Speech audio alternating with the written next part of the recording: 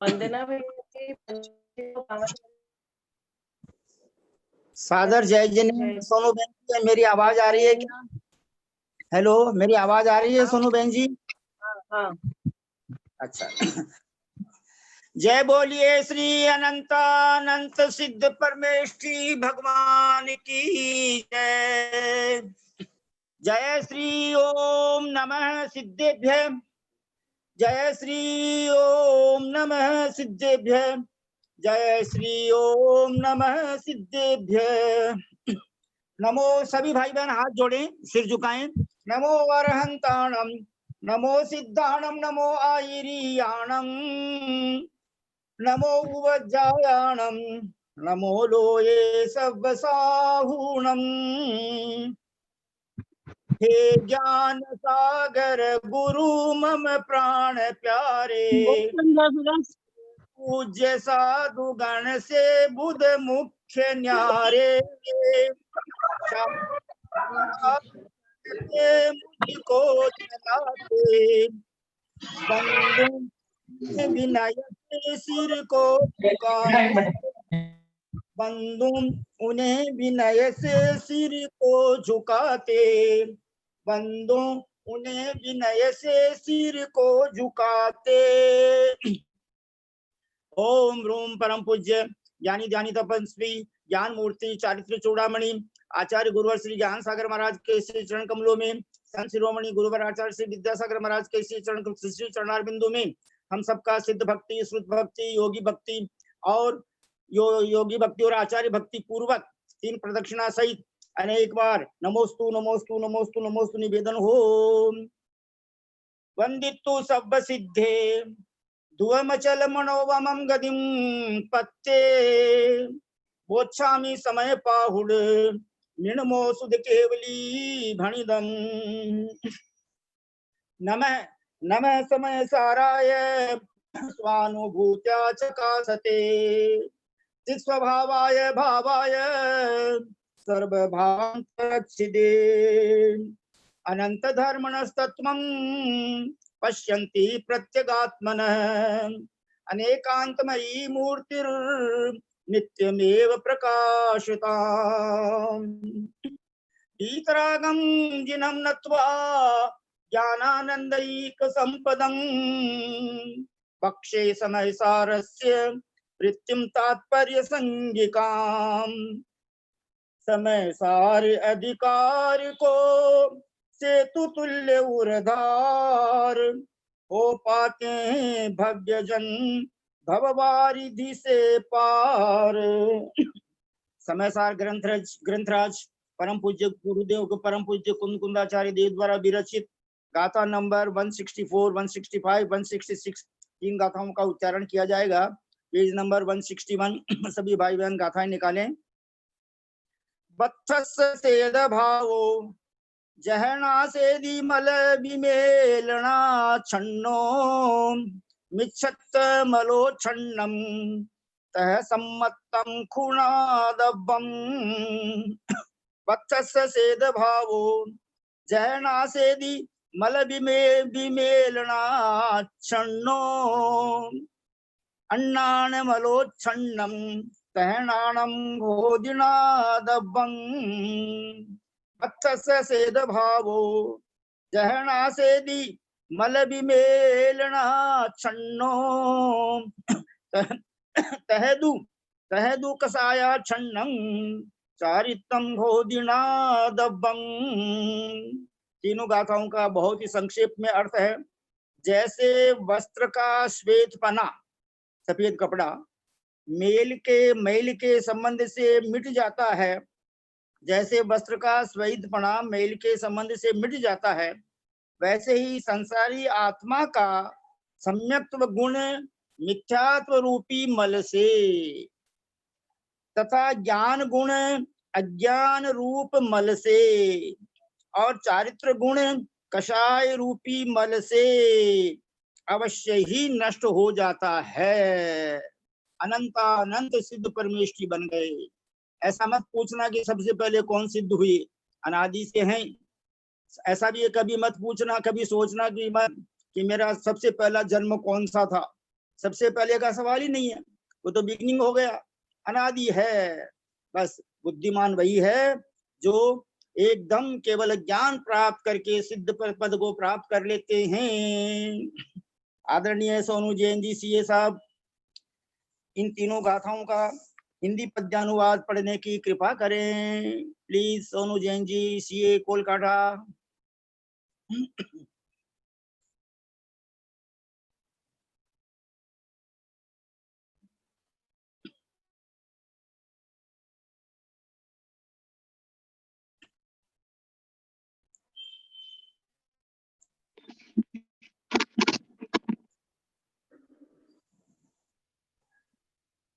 ज्यों वस्त्र पे चिपकती मल धूल माटी, तो वस्त्र की धवलता मिट क्या न जाती। मिथ्यात्व की मलिनता मुझको न भाती, सम्यक्त्व की उजलता सुचिता मिटाती। ज्यों वस्त्र पे चिपकती मल धूल माटी, तो वस्त्र की धवलता मिट क्या न जाती। अज्ञान की मलिनता चिपकी झबी से, विज्ञान की उजलता मिटती तभी से। ज्यों वस्त्र पे चिपकती मल धूल माटी, तो वस्त्र की धवलता मिट क्या न जाती।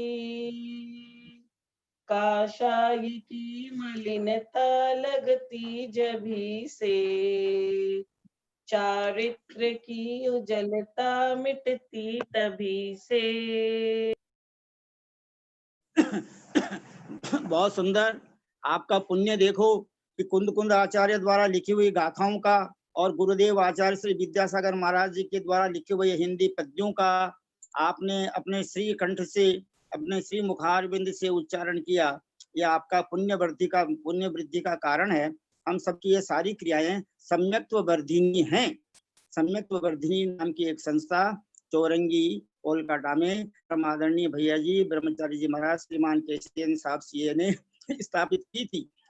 तो वास्तव वो तो बहुत विद्वान है, उनकी तो कोई तुलना ही नहीं है। उनका भाव यही है कि सब जो है भाव श्रुत को प्राप्त करें। दूसरी बात, अभी तक आज 20 तारीख हुई है, बहुत सभी भाई बहनों से हाथ जोड़कर विनम्र निवेदन है कि आप जल्दबाजी में अगर अशुद्ध उच्चारण किया हुआ है कोई भक्ति पाठ में या कोई प्रवचन सार में या इत्यादि किसी भी ग्रंथ में, तो आप उसको आज यद्यपि देना है लेकिन जल्दबाजी नहीं करें, भले 1-2 दिन एक्स्ट्रा लग जाए, क्योंकि 100% राइट उच्चारण होना चाहिए। 100% तो अपना नहीं हो सकता क्यों, हम लोग छदमस्त हैं, फिर भी 95 to 99 के बीच में होना ही चाहिए। मात्र समय सार जी, नियम सार जी, योगी भक्ति जो किरण जी काला, विनोद जी काला ने गाया है, और द्वादशानुप्रेक्षा जो बबीता जी पांड्या ने गाया है, और निजानुभव शतक ये भानु जैन छाबड़ा, नरेश जैन छाबड़ा दिल्ली वालों ने गा रहे हैं। तो इन 5 ग्रंथों का मात्र मैंने संशोधन किया है। क्या समझे, समय सार में तो अभी मेरे पास 300-400 गाथा बाकी है, मात्र 121 गाथाओं का संशोधन हुआ है, क्योंकि जो रिंकू जी छाबड़ा तो इतनी फास्ट है, उनकी तो तारीफ करनी ही पड़ेगी कि 2 दिन के अंदर उन्होंने लगभग सारी गाथाएं गा दी। 2 दिन में कितनी, यानी लगभग 350 गाथाएं, यानी 300 गाथाएं गा दी उन्होंने। उनको बहुत बहुत धन्यवाद है। और 25 तारीख तक ये वीडियो और ऑडियो, सोनू जैन जी आपसे निवेदन है कि शुद्ध उच्चारण वालों को ही कराना, क्योंकि सम्यक ज्ञान के 8 अंग हैं। उनमें सबसे पहला है शब्द शुद्धि, फिर अर्थ शुद्धि, फिर उभय शुद्धि, फिर बाद में है सब। इसलिए वाचना, परीक्षणा, अनुप्रेक्षा, आमनाय और धर्मोपदेश। वाचना माने शुद्ध रीडिंग, क्या समझे, उच्चारण शुद्ध होना चाहिए, नहीं तो क्या है शब्दों में थोड़ा अर्थ का मतलब उलटफेर हो जाता है।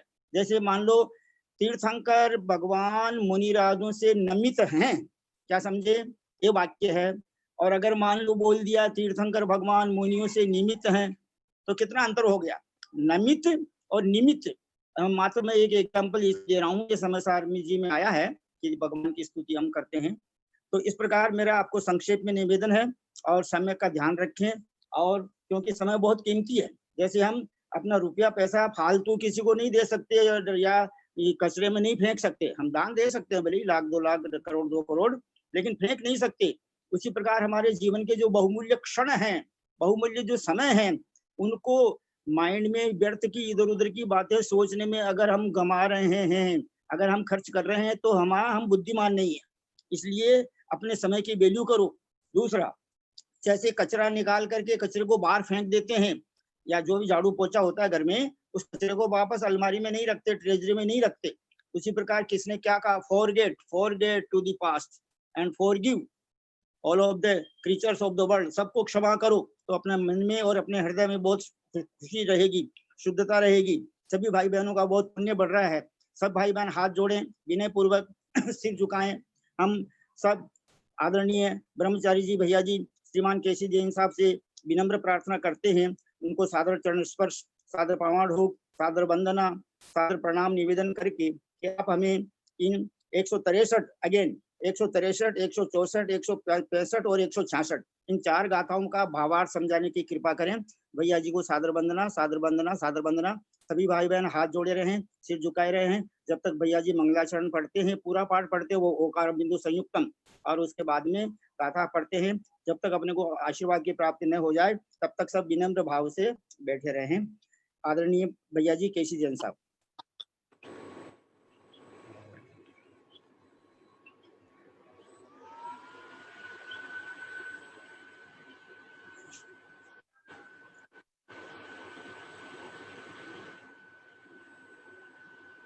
श्रुति जलति पारके वैश्व विभावना पटुना दिव्य सुचरित पुण्य दिव्य नमो गुरुदेव गुण गुरुदेव 36 गुण समगे पंचविया चार करण चंद्र से शिष्या मध्य कुशले धर्मारी सदा बंदे गुरु भक्ति संयमेण ये तरंग संसार कारण घोरम श्रीमती संयमन अपने पावेंती सोनू बहन जी निर्ता ध्यानाग्नि गोत्रा कुला षटकर्मा विरता तपो धंधना साधु प्रिया साधु शील प्रावरणा गुण प्रयाण चंद्र तेजोदिका मुक्तवार पाठ पाठन भटा प्रेम तमाम साधु है गुरुवे पांतो नित्यम ज्ञान दर्शन नायका चारित्राणो गंभीरा मोक्ष मार्ग उपदेश इच्छा मंत्री आर्यभक्ति काउशगो को तसालोचि सम्मणाण सम्मदर्शन सम्मचर्चुताणम पंचविया चारणम आरणम आराधि सुजनाणो देशाण वज्ञानम तीराण गुण पालन ज्ञानम सबसानु स्याण कालम अच्छेमी पूज्यमी बंदामी नमस्कामी दुखको कमक्को बोलाउ सुगै गमनम समामणम जंगुण संपत्ति को मच्छम ओम नमः सिद्धेभ्यो ओम नमः सिद्धेभ्यो ओम नमः सिद्धेभ्यो ओकारम बिंदु संयुक्तम नित्यम ध्यायन्ति योगिनः कामदम मोक्षदम चैव ओंकाराय नमो नमः अविरल शब्द घनोग प्रक्षालित सकल भूतल कलंका मुनि विरूपा सिद्धि आदरणीय सोनू जैन जी सीए साहब।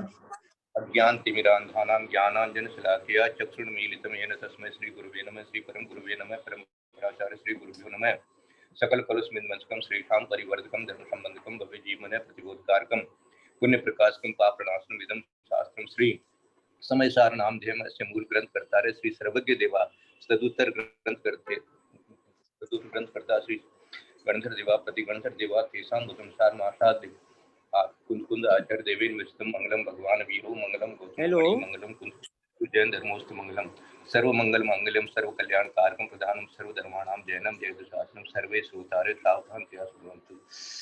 मेरी आवाज नहीं आ रही है क्या? लगता है मेरी आवाज नहीं आ रही है, तो मैं यहाँ से अनम्यूट कर लेता हूँ। मेरी आवाज आ रही है? जी हाँ भैया जी, आवाज प्रारंभ हो गई है, प्लीज। अच्छा ठीक है ओके, अभी ठीक है तो? जी हाँ भैया जी, आवाज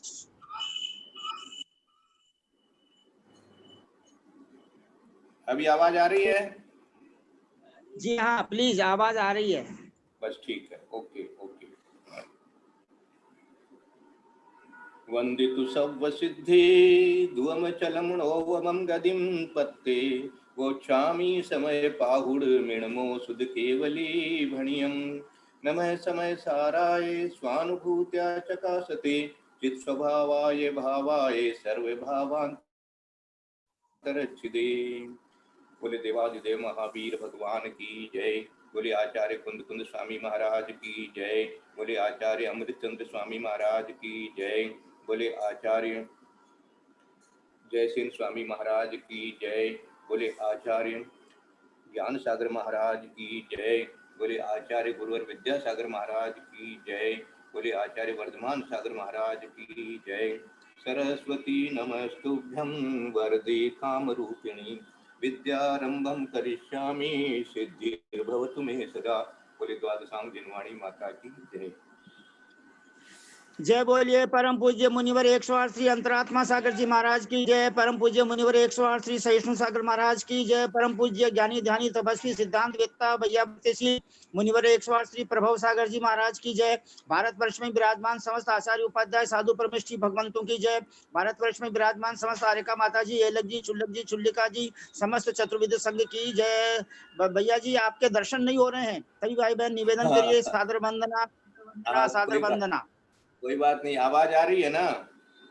हाँ आवाज तो आ रही है, प्लीज। चलिए ठीक है, इसमें कुछ गड़बड़ी हुई है तो कोई बात नहीं है, आज आप आवाज सुनिए आराम से।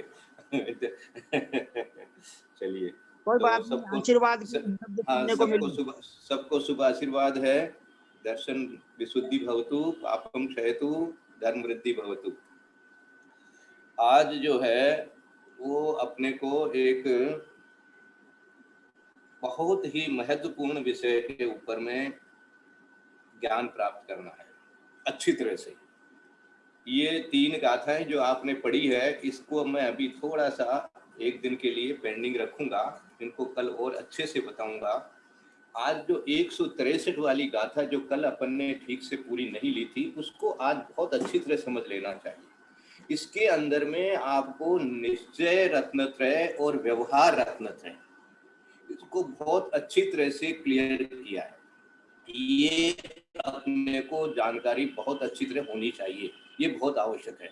क्यों आवश्यक है? कि हम जो कुछ व्यवहार कर रहे हैं उसको रत्नत्रय मान करके कर रहे हैं, और निश्चय रत्नत्रय क्या है इसके बारे में जानकारी अपने को शायद नहीं भी है। ऐसा जहाँ सोच है तो वहाँ इसका जो विशेषार्थ दिया हुआ है, जो मैंने लिख के भी भेज दिया है, उसको आप 2-3-4 बार अच्छी तरह से पढ़ लीजिए, और मैं आपको उसके एक एक शब्द को आज अच्छी तरह से एनालिसिस करके और आपके दिमाग में बैठा देना चाहता हूँ। सबसे पहले तो मैं आपको टोडरमल जी की एक बात को यहाँ पर रखना चाहता हूँ। वो ये है कि टोडरमल जी ने एक जगह लिखा है, मोक्ष मार्ग प्रकाशक में, उन्होंने उसका नाम मोक्ष मार्ग का प्रकाशक दिया है। हाँ, वो लिख रहे हैं कि मोक्ष मार्ग 2 नहीं है, मोक्ष मार्ग एक ही है। मोक्ष मार्ग एक ही है, और मोक्ष मार्ग जो है उसका ये जो व्यवहार किया जाता है उसके लिए जो व्यवहार किया जाता है, इसलिए वो व्यवहार नाम पाता है। अब आप इसको सुनिएगा और फिर सुन करके फिर समझिएगा कि ये बात वो क्या कहना चाहते हैं। निश्चय को छोड़कर बुद्धिमान लोग व्यवहार में प्रवर्तन नहीं करते। पहली बात, निश्चय को छोड़कर विद्वान लोग व्यवहार में प्रवर्तन नहीं करते। क्या सब कंडीशन क्या दी उन्होंने? निश्चय को छोड़कर, यहां से पहली बात। अपितु अपनी आत्मा में रमण करते रहते हैं, क्योंकि कर्मों का क्षय इसी से होता है, क्योंकि कर्मों का क्षय इसी से होता है, क्योंकि कर्मों का क्षय इसी से होता है, कर्मों का क्षय इसी से होता है। अंडरलाइन कर लीजिए, ये सबसे महत्वपूर्ण लाइन है, क्योंकि कर्मों का क्षय इसी से होता है। अब ये जो बात कही जा रही है, ये वो कह रहे हैं, ये अध्यात्म शैली का कथन है कि अध्यात्म की शैली में ऐसा कहा जाएगा। क्योंकि अध्यात्म की बात कर रहे हैं, परमार्थ की बात कर रहे हैं, तो अध्यात्म की ये एक शैली, एक अध्यात्म शैली होती है, एक आगम शैली होती है, ये कहने की शैली होती है। ये बात विचार लेना। तो अध्यात्म शैली से जब हम कहेंगे तो क्या कहेंगे कि भाई निश्चय को नहीं छोड़ना और व्यवहार में प्रवर्तन नहीं करना, बल्कि अपनी आत्मा में ही रमण करना।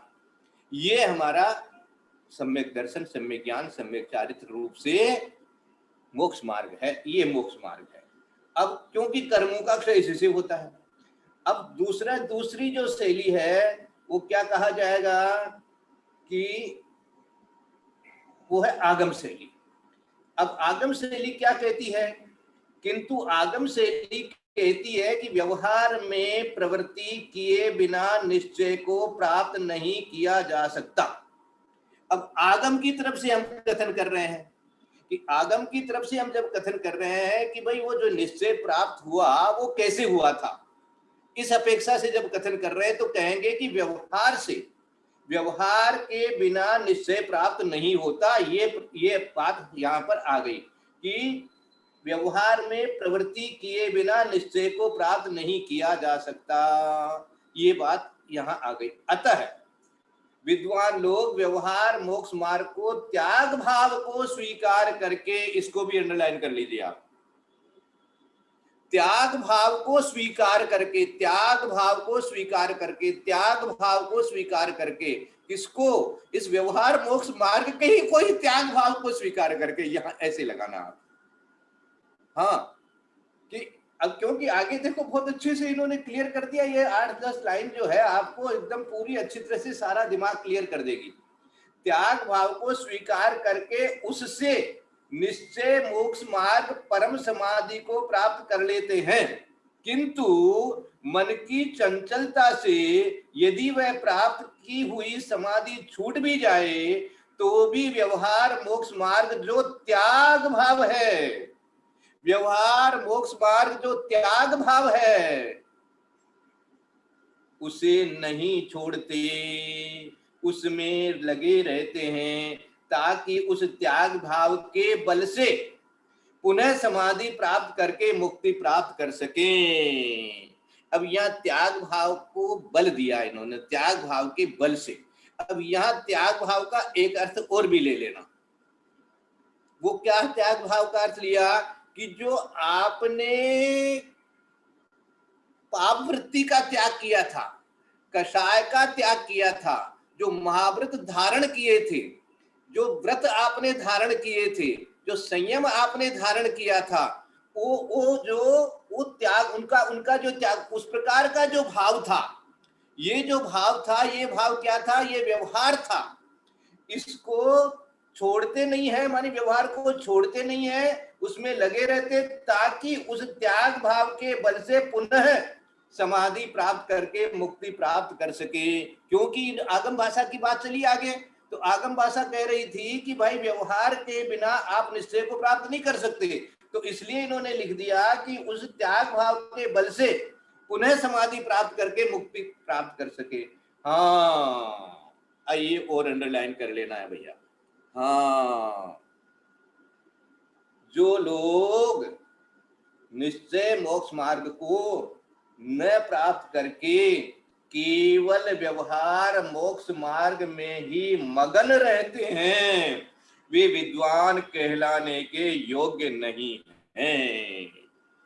ये देखो, गुरुदेव आचार्य ज्ञान सागर महाराज ने अपने अनुभव से, अपने सारे शास्त्रों का ज्ञान करके, सारे शास्त्रों की टीकाएं पढ़ करके और ये लाइन लिख दी है।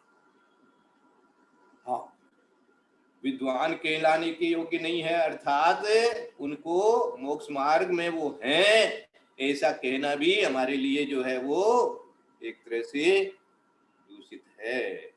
हाँ, जो लोग निश्चय मोक्ष मार्ग को न प्राप्त करके केवल व्यवहार मोक्ष मार्ग में ही मगन रहते हैं, वे विद्वान कहलाने के योग्य नहीं है। अब पहले मैं हिंदी गाथा से ले लूंगा, इसके पद से ले लूंगा मैं पद्यानुवाद से, और उसके बाद में फिर टोडरमल जी वाली बात को इसमें अपन घटित करेंगे कि क्या कहना चाहते थे टोडरमल जी, और क्या आचार्य श्री ने यहाँ कह करके अपने को समझाया है कि निश्चय मोक्ष मार्ग और व्यवहार मोक्ष मार्ग क्या है।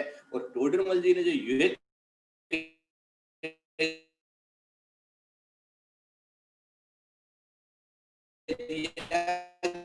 मोक्ष मार्ग दो नहीं है,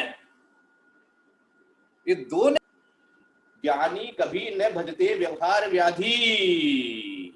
अब देखो, इन्होंने इस बात कह दिया, व्यवहार को इन्होंने व्याधि कह दिया।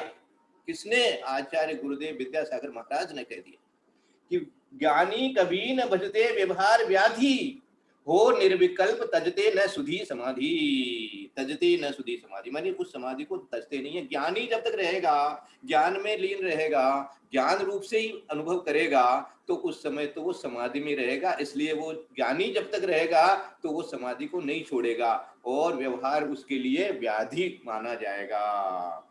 फिर क्या कह दिया, होते विलीन परमार्थ पदार्थ में है, काटे कुकर्म बस साधु यथार्थ में है। अब देखो ये साधु की भूमिका की बात यहाँ पर हो रही है मुख्य रूप से, इसलिए इन्होंने कह दिया कि वो ज्ञानी समाधि नहीं छोड़ता है, समाधि में रहता है और व्यवहार को व्याधि समझता है, और यही विलीन परमार्थ पदार्थ में है। होते विलीन परमार्थ पदार्थ में विलीन होते हैं, बार बार उसी में लीन होते हैं, और इसी से कर्म कटते हैं। काटे कुकर्म बस साधु यथार्थ में है। यथार्थ में पूछा जाए, वास्तव में पूछा जाए और समझ जाए, अंदर में विचार कर लिया जाए, तो यही विचार आएगा कि कर्म तो उसी से कट रहे हैं, उसी से कटते हैं, उसी से कटेंगे, उसी से कटे हैं। जिनके कटे हैं उसी से कटे हैं निश्चय। अब यहाँ पर विचार करना कि क्या मोक्ष मार्ग दो हैं। अब ये एक प्रश्न रह गया अपने पास में, तो ये व्यवहार भी तो मोक्ष मार्ग है, वो भी मोक्ष मार्ग है। तो उसको खोजने से आपको मिलेगा कि मोक्ष मार्ग तो वही होगा जो कर्म काट देवे। हाँ, इसलिए वो मोक्ष मार्ग है।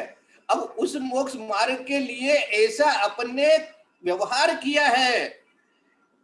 क्या व्यवहार किया है? व्रत तप संयम पालन किया है, और तत्वों का श्रद्धान इत्यादि ये सारी भाषा जो है ये सब व्यवहार के लिए लागू हो गई।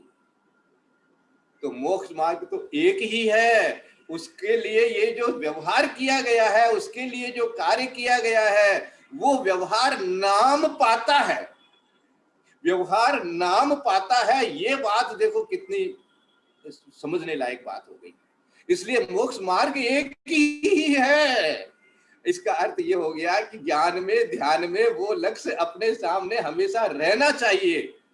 वो लक्ष्य ज्ञान में ध्यान में नहीं रहता है तो कहीं पर लास्ट वाली जो लाइन इन्होंने लिख दी है कि जो लोग निश्चय मोक्ष मार्ग को न प्राप्त करके केवल व्यवहार मोक्ष मार्ग में ही मगन रहते हैं। अब ये विचार करने की बात है कि क्या क्या क्रियाएं मगन रहने जैसी वाली हो गई है, और क्या क्या क्रियाएं जो है वो अपने का उस लक्ष्य को सामने रख करके हो रही है। बस ये स्वयं को खोजने की चीज है। इसीलिए आप जितना भी व्यवहार करेंगे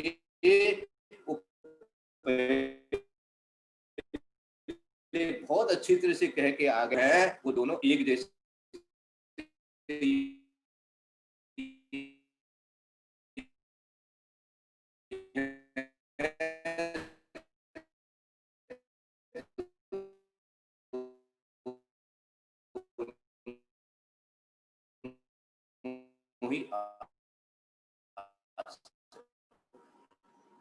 खूब चिंतन करिएगा, लिखा हुआ को बार बार पढ़िएगा, विचार करिएगा, और ये भी है, लेकिन आपका उद्देश्य वो रहेगा तब तो ठीक है। और आपका उद्देश्य सांसारिक सुखों की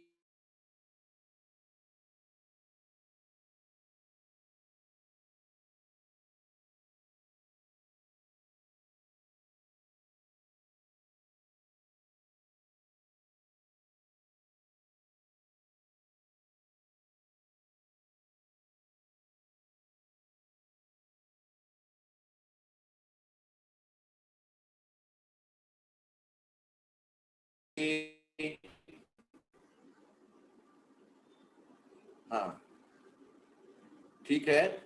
अभी आवाज आ रही है क्या? अब आवाज आ रही है क्या सोनू जी? आ रही है भैया जी, आ गई आवाज? हाँ आ रही है। आ रही है, वेरी गुड। अब ये तो आप चिंतन करिएगा, मैंने आपको थोड़ा सा मसाला दिया है और विचार करिएगा, और अपन इसके ऊपर चर्चा कर लेंगे। आगे की जो गाथाएं आज दी हुई है पंडित जी साहब ने 164, 65, 66, इसके अंदर में इन्होंने जो बात बताई है वो है कि ये जो मैल है, कपड़े का मैल, ये इसके कारण से हमारी सफेदी चली गई है। और जो टीका में इन्होंने एक अच्छे से समझाया है कि ये माने दब गया, ऐसा कहते हैं ना, हमारा ज्ञान दब गया, हमारा जो है केवल ज्ञान दब गया, हमारा जो है अनंत चतुष्टय दब गया। और इसके लिए एक बात टोडरमल जी ने भी लिखी है कि देखो, कहने के लिए कहेंगे कि केवल ज्ञान हमारे अंदर में है और वो अभी दबा हुआ है, तो उन्होंने ऐसा उदाहरण दिया कि केवल ज्ञान हो और दब जाए, ये बात कैसे समझ में आई। माने उदाहरण जो उन्होंने करके समझाया कि जैसे उदाहरण देते हैं कि जैसे सूर्य जो है बादलों में छिप जाता है, बादलों के कारण दब जाता है, तो ऐसा मत समझना, ऐसा उन्होंने कहा है कि कहीं सूर्य भी है और बादल आ गए हैं इसलिए वो नहीं दिख रहा है, ऐसा मत समझना कि केवल ज्ञान यदि है और कुछ सामने आ गया है इसलिए वो नहीं दिख रहा है तो वो काय का केवल ज्ञान, ऐसा उन्होंने समझाया। इसका अर्थ क्या, देखो इन्होंने भी दिया, इन्होंने क्या दिया कि जैसे दब गया, क्या दब गया साहब, आपने अपनी पुस्तक के नीचे कोई पेपर दबा दिया या कोई कपड़ा है उसके ऊपर कोई दूसरी वस्तु आपने रख दी तो वो कपड़ा दब गया। अब यहां ये कह रही है ऐसा दबने वाली बात नहीं है, ये तो आप ऐसा नहीं है, ये मेल जो है, ये मेल आपके पूरे कपड़े में फैला हुआ है, उस मेल की बात हो रही है। ये उस मेल के कारण से ये आपका जो वाइटपना जो था वो चला गया है? लेकिन संसारी जीव के पहले वाइटपना कभी था ही नहीं, ऐसा हुआ है वो मैला कपड़ा ही पहन के रखा है, मैला कपड़ा ही है वो जो जीव है, संसारी जीव, उसको मेल को हटाना है। ये विचार इससे लाए जाएंगे अपन और इन गाथाओं को और अच्छी तरह से चिंतन करेंगे। पंडित जी ने बहुत अच्छा आज मेरे को भी कुछ बोलने के भाव हुए हैं, सबको इतना अच्छा लगा दिया है पंडित जी साहब, आपको मैं कितनी तारीफ करूं, क्योंकि आपको भी यही कहेंगे आपकी भैया तारीफ करने से तो उल्टा ज्यादा वो हो जाता है, लेकिन फिर भी आप इतनी तारीफ करते हैं सबकी, इसलिए आज आपकी तारीफ करने का भी मेरा मन हो रहा है कि आपने लोगों को इतना अच्छे से लगा दिया है।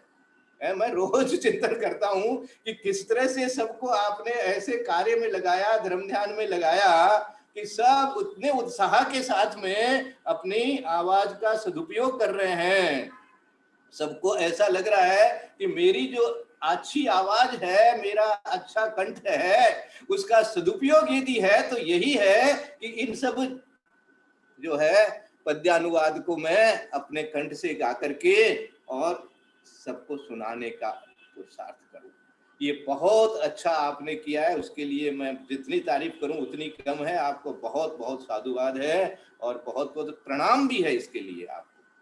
और इसकी जो मेहनत सोनू जी ने की है, ये सोनू जी जो है वो बिल्कुल आपने ठीक कहा है कि जल्दी से जल्दी इनको केवल ज्ञान की प्राप्ति हो। इसके कारण से मुझे ऐसा भाव आ रहा है बार बार कि इनके निमित्त से अनेक जीवों का भला होगा और अनेक जीवों को जो है वो सही मार्ग मिलेगा। आचार्य वर्धमान सागर महाराज ने जब मुझे 2 प्रतिमा के व्रत दिए थे तो एक बात कही थी कि आप जैसे पढ़े लिखे लोग जब इस तरह से संयम धारण करते हैं तो इसका प्रभाव बहुत अच्छे लोगों को बहुत अच्छा पड़ता है और उसके कारण से अनेक जीवों का आपके द्वारा जो है कल्याण होता है। ये बात उन्होंने, तो आज वही बात मैं सोनू जी के लिए कहूंगी कि सोनू जी आपकी जो प्रतिभा है सांसारिक कार्यों में आपने अपनी प्रतिभा स्पष्ट देखी है, तो उसी प्रतिभा का प्रयोग जो अब अध्यात्म में परमार्थ में आ जाएगा तो आपको खुद को आज रियलाइज हो रहा होगा कि उसका आपकी अपनी आत्मा में क्या लाभ मिल जाएगा। क्योंकि लाभ तो अपनी आत्मा को मिलना चाहिए ना। दुनिया को लाभ मिला कि नहीं मिला वो तो वहीं रह जाएगा, वो दुनिया वाले तो जहां है वहीं रह जाएगा, अपने अपने जगह चले जाएंगे। लेकिन जो आत्मा में आपका भाव बना वो आत्मा आपके साथ वही आप हैं।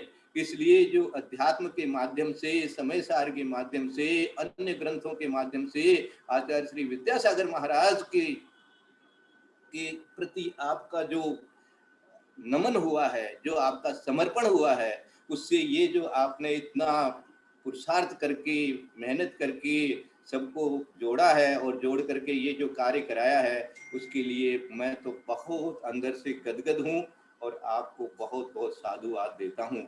यही बात बोलने के लिए मैंने आज थोड़ा सा अपना उपयोग लगाया है। तो आप लोग जो है सभी भाई जो हैं, सबके लिए जिन जिन ने भी ये गाया है उनको सबको मेरा बहुत बहुत साधुवाद, बहुत बहुत आशीर्वाद है। और सब जो हैं इस तरह से मोक्ष मार्ग में लगे रहें। जो कुछ आपने बोला है उसको आप मनन करिएगा, आपकी अपनी आवाज ही आप बार बार सुनिएगा तो आपको ही ऐसा लगेगा कि आहा मैंने क्या बोला है, मैंने क्या बोला है। तो जो बोला है वही आप अपने आप में जब उतार लेंगे तो आपका तो कल्याण होना ही होना है और आपको देख करके अन्य लोग भी प्रेरणा लेंगे। यही मेरी आज भावना है। इसलिए आप सबको बहुत बहुत शुभ आशीर्वाद एक बार और। यदर्थ मात्रा पदवाक्यहीनं मया प्रमादादि किंचनोक्तं तन्मे क्षमित्वा विदधातु देवी सरस्वती केवल बोध लब्धि बोधि समाधि परिणाम शुद्धि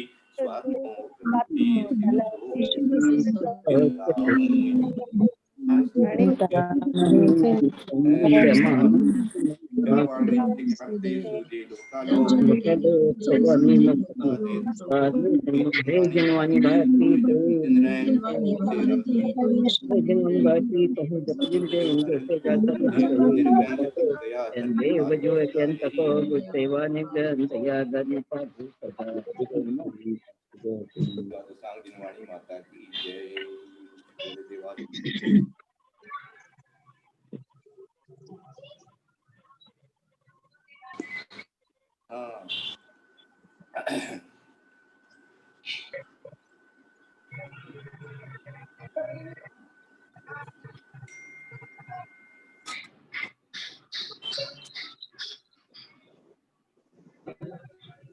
हाँ आवाज नहीं आ रही है, आवाज नहीं है। सब नमो कार्ड जप रहे हैं, सब कायोत्सर्ग कर रहे हैं ना।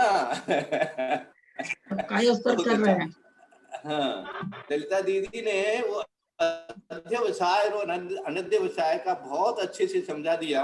बहुत अच्छा लगा कि भाई हम जो भी ये चेष्टा जिसको कहते हैं, ये जो चेष्टा पूर्वक जो कार्य हो रहा है यही सारे अध्यवसाय है हमारे, और ये नहीं होने से वही अनध्यवसाय कहलाएगा। बहुत अच्छा शॉर्ट में आपने और बहुत ग्रंथ के आधार से समझाया, बहुत अच्छा लगा।